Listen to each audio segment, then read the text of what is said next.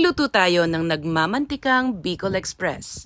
Isa talaga to sa madalas na nire-request sa akin sa tuwing may potluck or handaan. At madali lang gawin to, let me show you how I make it. In a hot pan, i-toast muna natin yung pork until mag-caramelize ng konti. After nun, mag-a-add na tayo ng luya, bawang at sibuyas. Actually, mas gusto ko yung mas maraming luya kaso konti lang yung meron akong available ngayon. After nyan, mag-a-add na tayo ng bagoong. Yung mga Bicolano, mas maraming maglagay ng bagoong. Pero siguro, factor na rin yung mas maalat yung bagoong dito sa atin, kaya konti lang yung nilalagay ko. Isusunod na natin yung sili at 2 lata ng coconut cream. 1.5 kilos pala yung pork na ginamit natin dito. Tapos pinakuluan ko yan around 1.5 hours hanggang sa lumambot yung pork at magmantika. Another side note, sa mga Bicolano, purong sili yung nilalagay nila, but since hindi tayo ganun katapang, medyo dinadaya natin ng konti yon at yung gulay na lang na ina-add ay sitaw. After nun, mag-a-add pa ako ng additional na sili and we're ready to serve. Ganun lang kadali at eto na ang ating nagmamantika at maanghang na Bicol Express. Yung iba pinapares pa to sa pritong isda, pero for me, this is already good on its own. Tara, kain tayo!